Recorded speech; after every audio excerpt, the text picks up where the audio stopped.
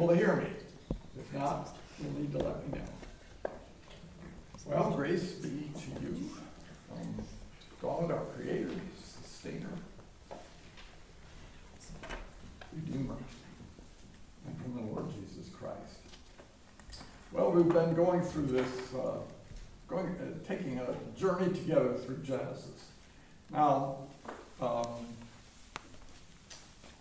Julianne put in the news and notes that this is based on my the book the commentary I wrote, and that's true, sort of. But that was a long time ago. And every time I go through Genesis, I try to do it with new kind of thoughts and wonderings. And this time, since the focus is on creation, I thought, okay, what if I took seriously that this fact that this whole book is called Genesis? Because normally we think creation is the first two chapters. Well, now I know very well that the name Genesis came through Latin, from Greek, from Hebrew, the fact that the first word in the book is Bereshit, which means beginning. But suppose that wasn't the only reason why it was called the beginning. Because the next book is really, Exodus is really about God's deliverance. So suppose we think about Genesis as being God's ongoing creative activity. Now we talked about Genesis 1 and 2. And notice, this is in case you don't remember, and I might not either, that God provided us the Hebrew word is tov, which means good or beautiful, delightful world, and companionship that makes us one flesh. Well, that's Genesis 1 and 2, and then things get a little bit more difficult because people get involved. People have an ability to do that, at least they used to. So you get the first story, first vignette about the woman and the man saw that something was, although it was out of bounds, was beautiful, delightful, and maybe helpful. It's interesting how we get preoccupied with what we don't have or can't have and miss all that we have. Well, they could eat from all the trees, but the one they got preoccupied with was this one. And then you get these families. Now, we do want families to radiate holy joy, but sometimes they radiate holy disaster. And that's what happened. Went two brothers. One got really angry because it felt like the other one's favored, and destroyed his brother. Well, things got continually, so that you get Lamech bragging that his lifestyle is violence. Well, that was not what was provided for in the beginning. But that's what happened. And even the divine community gets involved in ways they shouldn't, aren't supposed to. Well, And God ends up in tearful anguish. What in the world? And decides to start over with a family that appears to be what God hoped families would be. So that's what happens.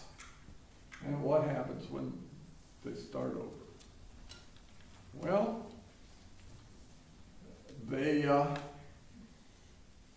the one son sees his father naked, drunk, sees and tells. It's kind of like ancient YouTube. Okay? So, and that's not the way you're supposed to respond to your father or anyone. To put them, their worst moments on YouTube. But we kind of, those are the ones that get looked at most. And then you get the whole community begins to decide they're going to make a name for themselves. And they're going to protect themselves from being scattered around.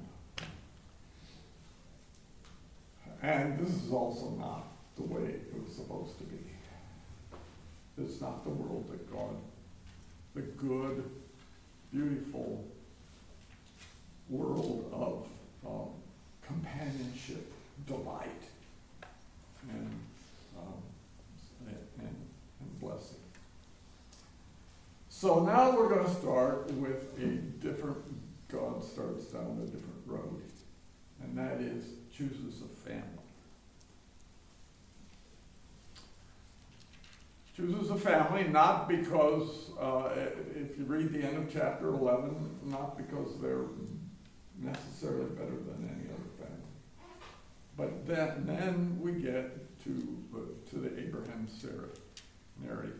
Now, the last, from 12 on, the whole book is really about this family. Basically 3 generations of this family. But basically the Abraham, Sarah, and then the Jacob's narrative, and then the Joseph narrative. And then we're gonna deal with the Joseph narrative next week, which is the concluding narrative. Now, if you haven't read the whole thing, and probably you haven't, it's a series of moments in the life of Abraham and Sarah. And Lori's going to read the early moment and the latter moments. The Genesis 22 is about the near sacrifice of Isaac, and she won't read that whole chapter, but the end of the chapter. Okay.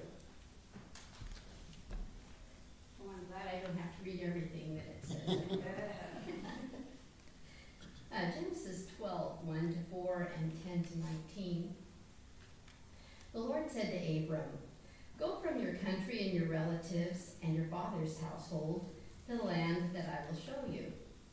I will make of you a great people. I will bless you, and I will make your name respected, so that you will be a blessing. I will bless those who bless you. Those who curse you I will curse. And through you all the families of the earth shall receive blessing." So Abram went, as the Lord had told him, and Lot went with him. There was a famine in the land. Due to the severity of the famine, Abram went down to Egypt to live there as a refugee. As he was about to enter Egypt, he said to his wife, Sarai, "I know well that you are a beautiful woman. When the Egyptians see you, they will say, 'This is his wife.' Then they will kill me, but let you live. Tell them you are my sister, so that they will treat me well because of you, and let me live on your account." When Abram entered Egypt, the Egyptians saw that she was a beautiful woman. Pharaoh's officials saw her and praised her to Pharaoh.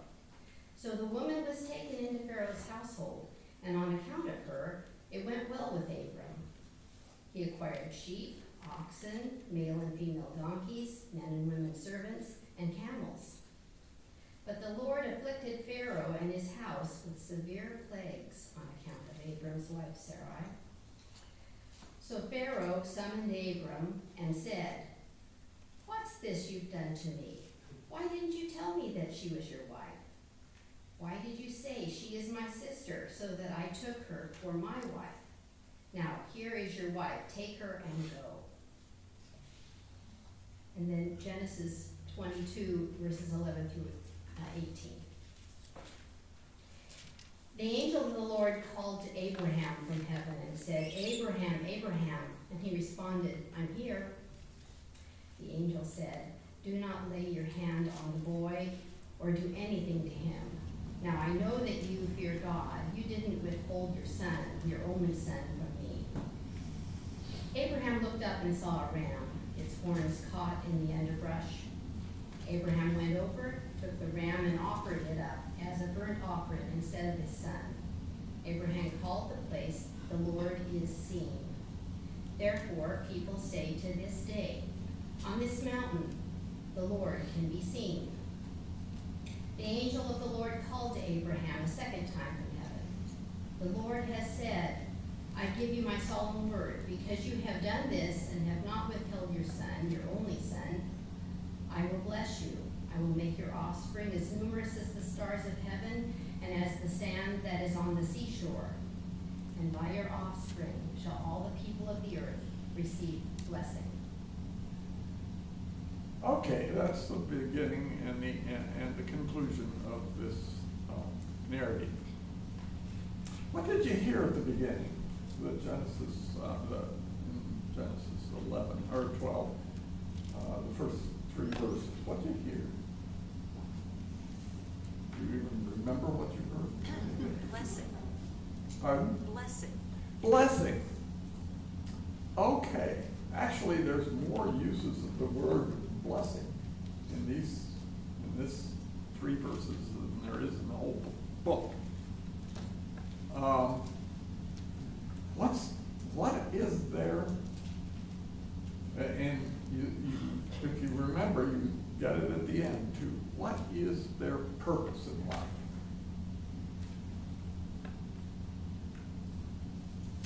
Through you, all the people of the earth will receive blessing.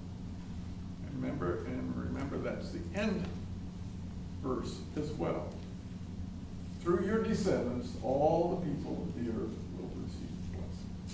Now, when you think of blessed, what do you think of?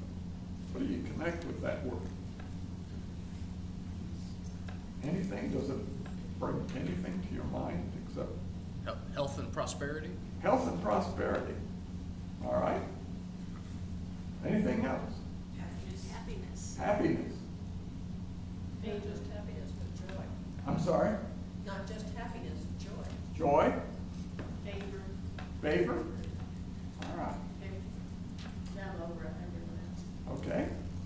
Well, blessing is in the biblical tradition not something that's magic,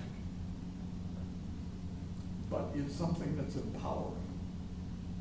It's an empowerment toward these things that you've mentioned, toward prosperity, health, community,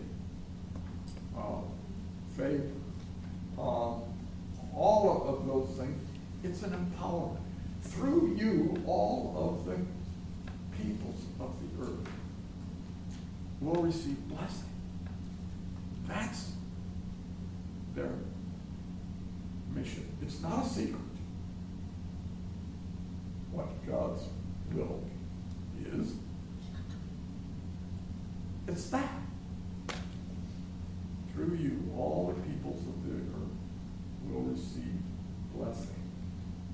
Now, I probably ought to mention, there's also the word curse in there, isn't there? Those who curse you, I will curse. Now, curse in our language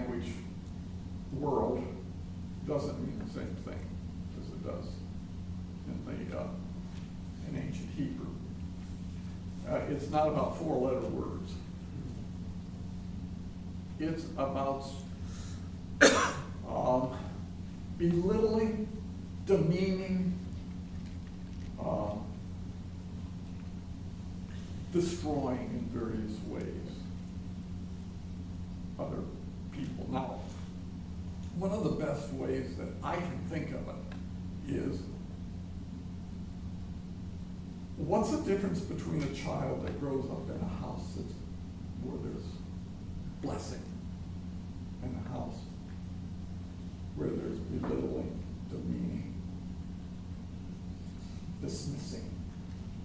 Can you see the difference in those, often in those children?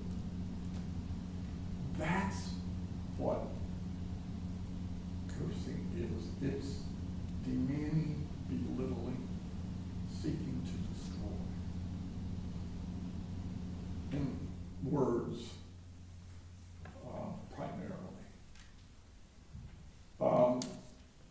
It's the same thing in some sense in Mary's song in Luke 2, where she says, the proud will be brought down and the humiliated. It's humiliation. If you grow up in a family where you're constantly humiliated, that's what's cursing in the biblical truth. It's not even using God's name. They didn't want that either. Using God's name for something it shouldn't be used for, which is what that commandment's about. Cursing is seeking to destroy by words, primarily, attitudes, and actions. Okay, and blessing is the opposite of that. Seeking to empower. All right, so that's their mission in life. To be a people of empowerment. Not for themselves only, although they will be empowered, but for everybody else. Now I'll have to watch and see if that happens. Now, there's a whole lot that goes on between Genesis 12 and Genesis 22. One of the most interesting segments of that is the narrative about Hagar. Do you know anything about Hagar? She's not one of the best known figures of the Bible. Who is Hagar? I think she was not of that nation. She was an outsider. Was she the outsider? Well, she might have been. She might have been. She was socially outside. Hagar was the maidservant or of who? Sarah. Now, what was how did she get into this story? All right. One of the problems, are we not hearing me? No, you're good. I was just going to get the audience if needed. Okay, yeah, well, we can do that too, I'm sorry. Okay, so what's the number one problem this family runs into? God promises descendants, and what happens? Infertility. Infertility. Now what do you do? Plan B. Well, that's a possibility. But mostly you adopt. And adoption in that culture was by surrogate. We know that world. Not well, but that happens in our world as well. The adoption, and it's perfectly legitimate adoption process. The surrogate. But sometimes it can create problems in the family. And it does in this family, doesn't it? What problem does it create? Some of you know what problems it creates. Jealousy. Pardon? Jealousy. Jealousy on the part of Sarah. She feels what? Wonder what, one of the things about Hebrew narrative, oral narrative, especially Hebrew narrative, is we don't know what people are feeling. So that's the way the storyteller gets us involved. Because you feel things. What was Sarah feeling? No, we're not told, but what was she feeling? Well, jealousy. Maybe her own lack. If, as in the ancient world, probably more than our world, if the identity of a woman rests in fertility. Well, it's a disgrace, is it not, in that time of culture to it's a disgrace in that time of culture Well, to not be able to bear children. It is, it's a, yeah, it's humiliating. But it's, well, you know, Sense of feeling. that's not our world, except I every once in a while I hear people ask some newly married couples, when are you going to have children? Grandparents wonder, when am I going to be a grandparent? You know, there's a kind of identity. But there's one other thing in that culture that's not in ours so much anymore. And that is the birth of a child ensures your security in old age. Because they didn't have social security. Or any other kind of social safety net. Your family was your safety net. And if you didn't have a family, descendants, there was a problem. Well, anyway, so for all of those things going on, Sarah gets upset. And it does say one thing about Hagar too. She looks at her, the way she looks at her now, Mistress Sarah, isn't appreciated by Sarah. Sarah reads that look, whether it's correct or not. And there's a single Hebrew word there, reads that correct, as her attitude of superiority. Look what I have. It's yours now, but look. And so it says in the narrative, Sarah humiliates Hagar and she runs off. And then God meets her in the wilderness, and those are really difficult. This is really a painful story because if you run off, you don't have any protection at all, especially a woman. Well, anyway, so God sends her back and tells her, you know, it's not one of my favorite God speeches because God sends her back and says, live with it. And that's not my preference for that way that story would go, but that's the way they told it generation after generation to their children, mostly grandchildren, grandparents telling grandchildren, telling the stories. Well, then you get this whole thing about dealing with the infertility, and Abraham says, what are you doing, God?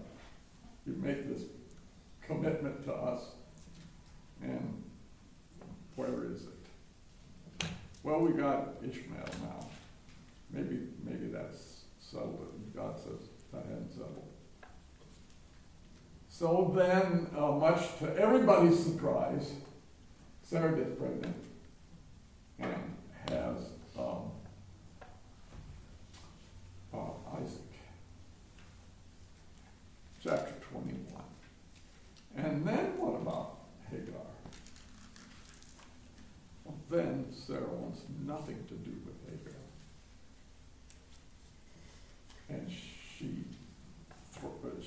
tells Abraham, I want to throw her out. And Abraham says, it's your choice. And she does. And at that time, God meets Sarah meets Hagar just as Ishmael, the waters run out and Ishmael's at the point of death and restores them and says, you're going to matter too. So it's a story, it's an incredibly painful story of family dynamics. And none of us have kind of painful family dynamics, I'm sure. But they did. They did have painful family dynamics. And then the ironic thing about the story in chapter 22, the near sacrifice of Isaac, the remarkable thing to me is that Sarah, after giving birth to finally, she disappears from the story. She's nowhere to be found in chapter 22. What in the world was she thinking? Did anybody ask her? Well, the story doesn't say anything. Actually, it doesn't say anything about anybody's feelings in that whole. What was Isaac feeling? Doesn't say. What was Abraham feeling? Doesn't say. What do you feel? That's how we become part of the story. In oral, ancient Hebrew literature. Because we can't help but feel. And we know what we feel. Now, the problem is we decide we're the only ones that know. And our feelings are the real ones, and anybody else's feelings about this is wrong. And then it becomes a little problem. But the story ends on that note. The renewal of the commission through your descendants, all of the families of the earth will receive blessing. And that's the end of the story of Abraham and Sarah. Now there's some Isaac material that follows after that, but basically the storyline that flows through the story is that's the end of this. Sarah dies and Abraham dies. That's the end of that story, and we go on to the next generation, Jacob. Gene, We can skip Jacob and not. Yes. Gene, I'd like to interrupt at this point Okay. because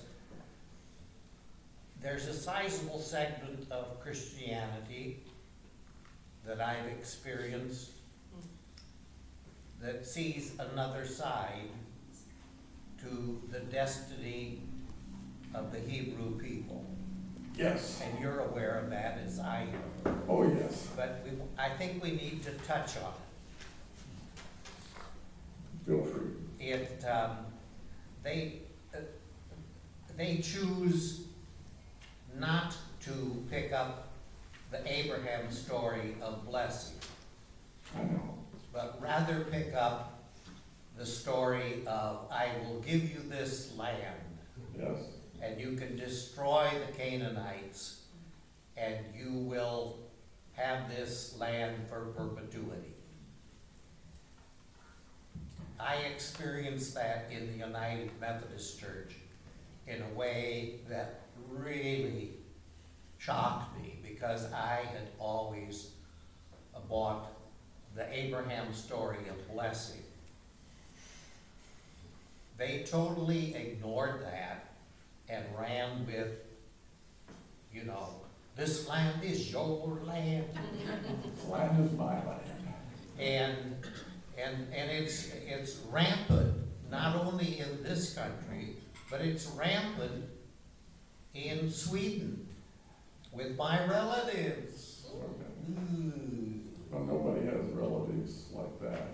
In this country. But I can't believe, you know, and it's very apparent now in the power seats of Washington and certain universities associated with that. But it's stifling, and the Hebrew people, by and large, have bought that also. Yeah, it depends on which segment. Yes, it depends on segments. But I just raised that for our awareness Yeah. that And like in anything, it's the choices we make and the choices of what we read and how we read it. and how we read it.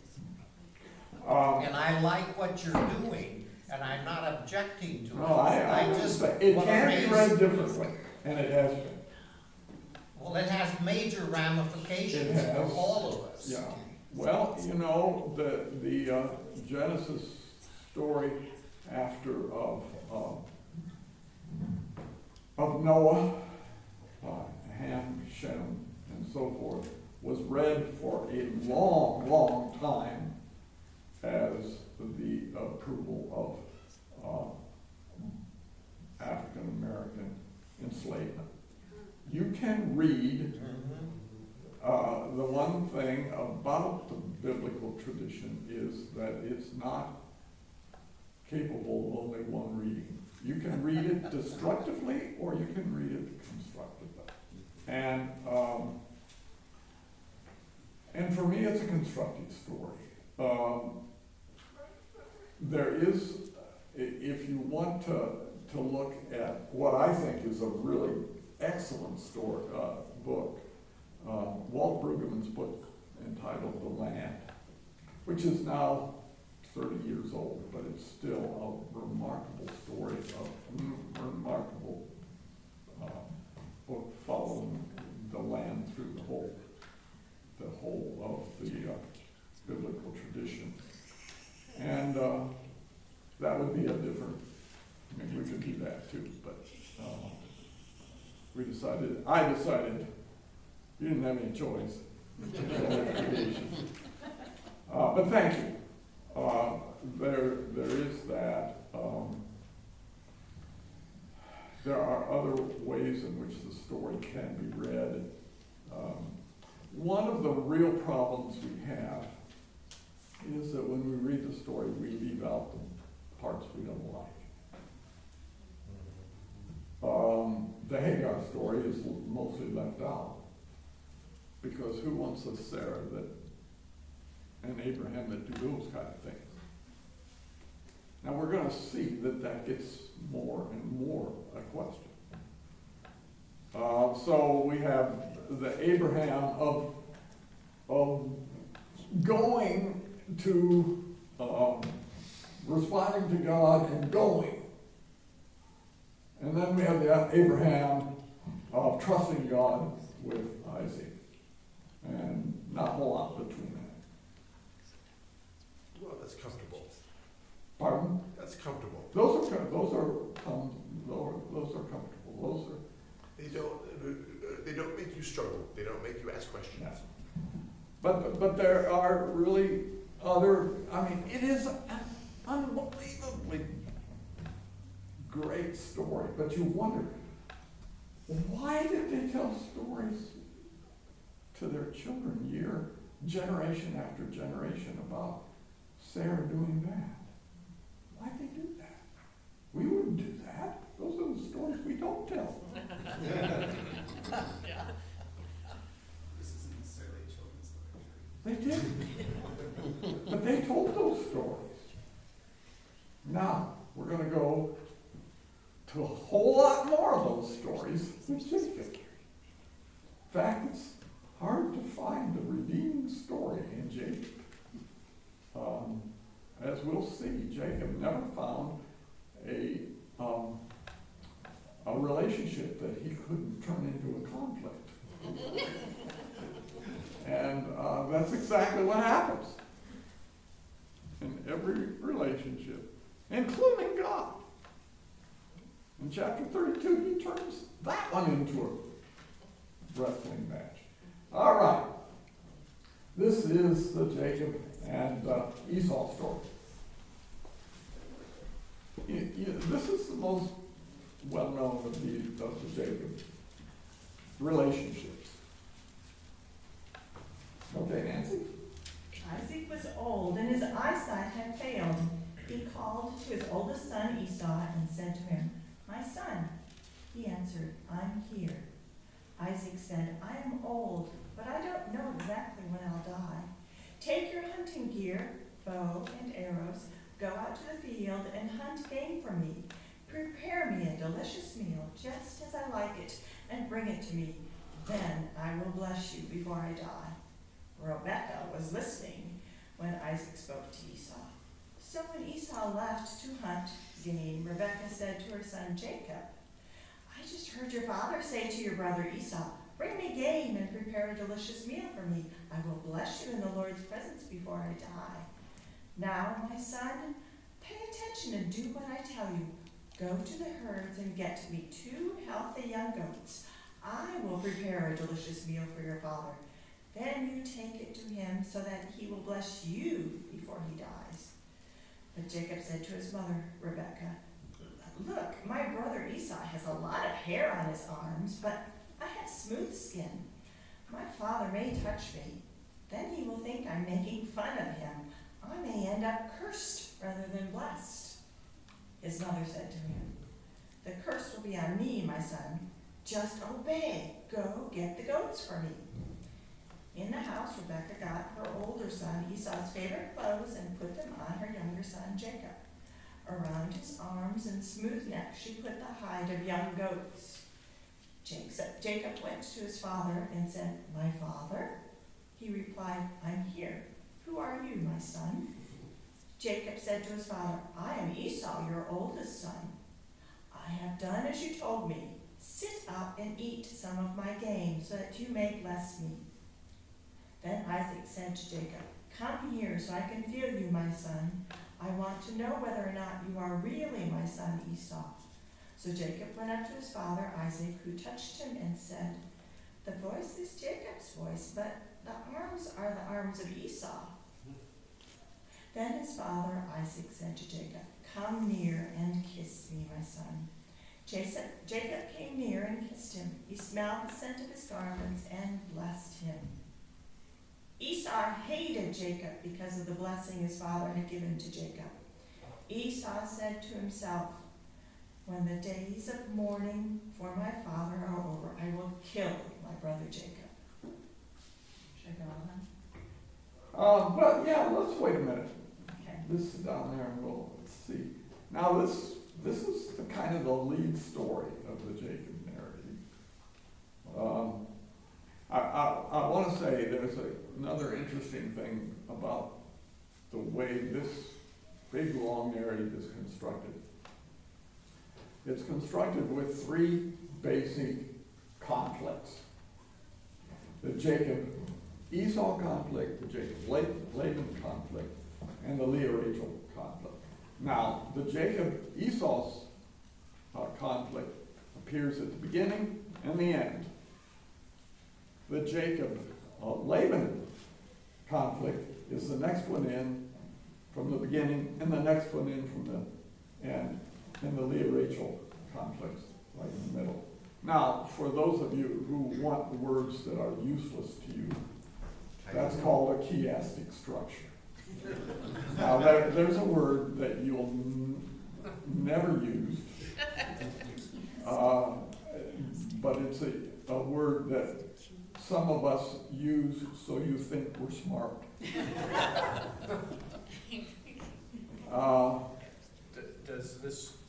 Does this story prove that parents have favorites?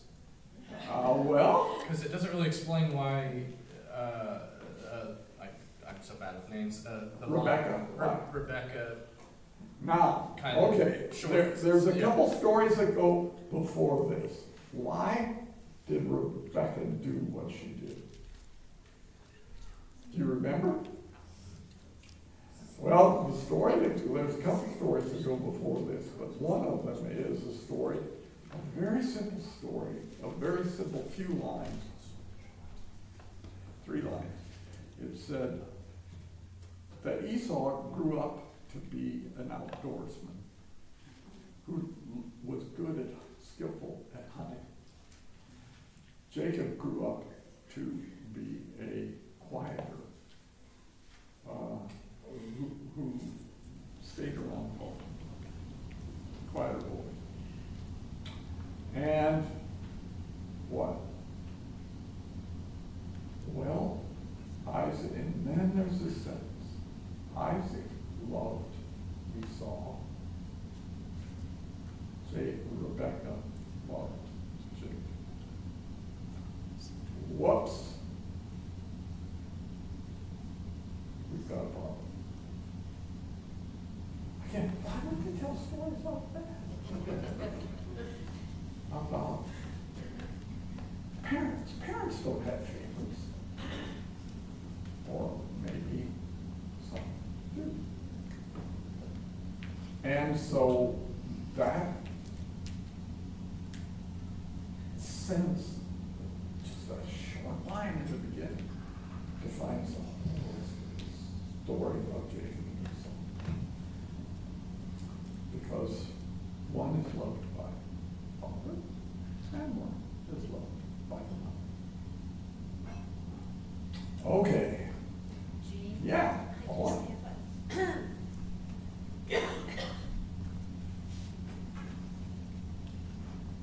I was just wondering why both sons couldn't receive a blessing. Well, actually, as this, if we could read the whole story, they do. But the blessing, but the first son is the one who's the head of the family. And so Jacob from the beginning, if you remember the birth narrative at the beginning,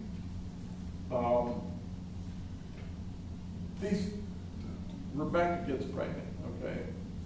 And she has a terrible time with the kind of painful stuff that's going on in her womb. And the narrator says the boys are wrestling with each other from the beginning.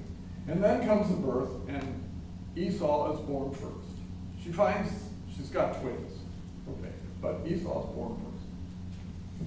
But Jacob wants to be first.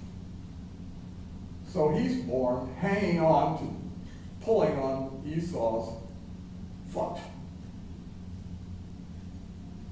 And then the next little vignette is Esau comes back from the fields, from hunting, famished.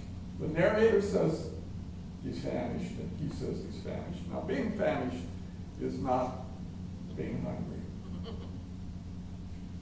Being famished is, one of the biggest problems in that climate is what? It's water.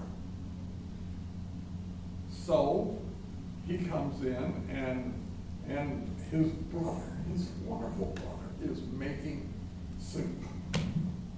Great, fantastic. Can I have some of your soup? Sure, full price. You can if you give me the right of first birth. And Esau says, hey, I'm your dad. The birth order doesn't matter if you're dead. So, and that satisfies Jacob. No, Jacob says, you take an oath to promise this. You swear by God that this is the way it'll be. So he does, and then he gets food. So this thing, these two guys have fought. Oh, Jacob wants to be first. Does anybody ever have a child that isn't first and wants to be first? That's Jacob. And so then we come up to this scene where Isaac's near death, blind, and Rebecca, too, wants her son, her favorite son, to be first. Now, Esau does get a blessing also, but the blessing of the firstborn goes to Jacob.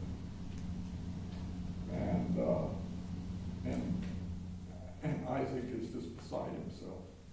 He's given. See, the testamentary blessing is like signing a will. Okay? And once the will's signed, it's signed. Now, we don't really have any other place where a blessing gotten by deception counts, but it does in this narrative, so that's the way the narrative reads. And so Esau does get a blessing, Paul, but it's not the blessing of the firstborn. And he's enraged. And the last line in this first section, then we go to the second section, which the last line is, I'm going to kill my brother. When my father's no longer around, I'm going to kill him. Ooh, that's the end of this. All right. Now, what happens at the end? Chapter 33. We skipped all of the Jacob Laban, all of the Leah Rachel, all of the other Jacob Laban, and now we're at the end of the narrative in chapter 33. Jacob looked up and saw Esau coming along with 400 men. So he divided the children among Leah and Rachel and the two servants. He put the servants with their children in front, then Leah with her children, and Rachel and Joseph last of all. He himself went ahead of them, bowing himself to the ground 7 times until he came near his brother. But Esau ran to meet him and embraced him and fell on his neck and kissed him, and they wept. When Esau looked up and saw the women and children, he said, "Who are these with you?" Jacob said, "The children whom God has graciously given your servant." Esau said, "What's the reason for all these animals I see in front of me?" Jacob answered, "To gain my Lord's acceptance." But Esau said, "I have enough, my brother. Keep what you have for yourself." Jacob said, "No, please, if I can receive your acceptance, please accept my gift. Truly, to see your face is like seeing God's own face. Since you have received me with such graciousness, please accept the gift that I bring you, because God has dealt graciously with me. I have everything I want." Jacob kept insisting, so Esau accepted the gift. Then Esau said, "Let us journey on our way, and I will go alongside you." But Jacob said to him, "My Lord knows that the children are frail, and I'm concerned about the flocks and herds. If they are overdriven for one day, all the flocks will die. Let my Lord go on ahead with his servant. I will go slowly according to the pace of the animals and the children. I will meet you in Seir." Esau left that day on the road to Seir. But Jacob traveled to Succoth and built himself a house and made sheds for his cattle. All right, there's the end of the story. Now, what did you hear going on? Reconciliation. Reconciliation, okay. Is that what all that was going on in that? I agree. Okay, you've got Jacob wanting to gain acceptance. Did you notice what Jacob called Esau? Lord. Lord. What did Esau call Jacob? Brother. Brother. Notice what's happened.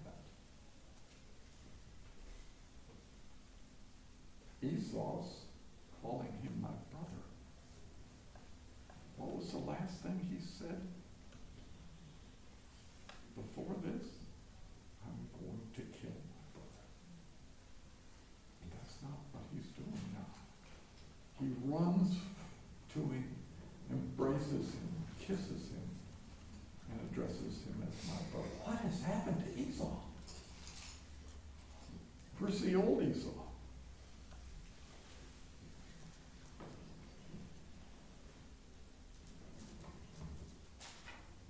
What about Jacob? Jacob, well, why do you suppose he lined the family up in that order? Did you pay any attention to the order? What did he do? Servants first, and their children. Then Leah and her children. And last, who? Rachel and her son, Joseph. Why did he do that? Get away. If things went south, which ones does he want to be able to escape, most likely escape? All right, Jacob. Okay. But Jacob is the hero. What in the world? Why in the world would you tell a story like this? Jacob's the hero. Now, then you come to the end of the story where Esau says, my brother, let's go along together. And what does Jacob say? Oh, the children have to go slowly and the flocks have to go. You go on, and I'll meet you and say here. And then what happened? He runs for his life. Jacob went another direction. Now,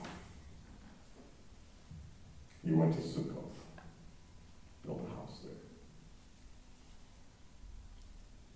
Is this reconciliation?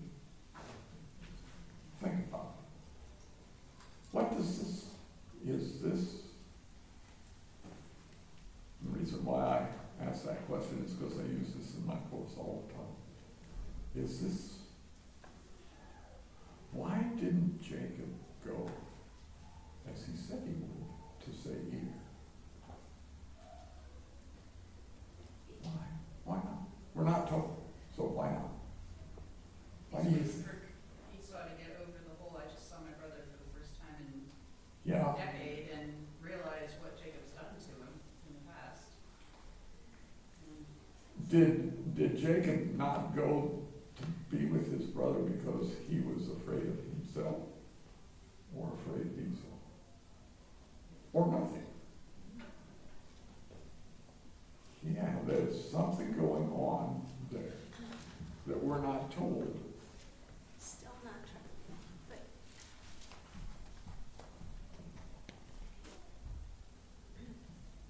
I keep going back to a verse that I remember long ago when I was reading this, and it just caught me. To see your face is to see the face of God with so much graciousness that you receive me. And I think that's So a why didn't he go where he said he would go? See, we don't tell the whole story, do we? We pick the parts that make the most sense to the way we want the story to come out. Why didn't he go, Paul? He said he would. I'll meet you and say here. He went another direction. He didn't want to second still fiddle. not quite trusting. Maybe. Go ahead. I'm He sorry. didn't want to be second fiddle in it. Okay. He still didn't want to be second. But you see, go ahead, Joe. Well, I think one of the continuing themes we see in this story, but in virtually all the stories of Genesis, is the dual theme of God's gracious blessing.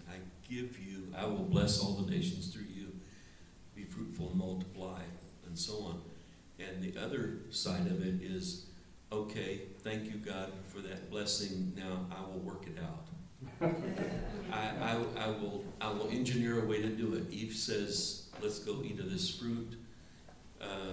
Sarah says, let's let you lie with my servant. Rachel says, you know, time and again, it's okay. God has entitled us to this blessing, so now we will figure out a way to get it. Why would they tell these stories about their founding family? Why wouldn't they tell only good stories? Happy stories.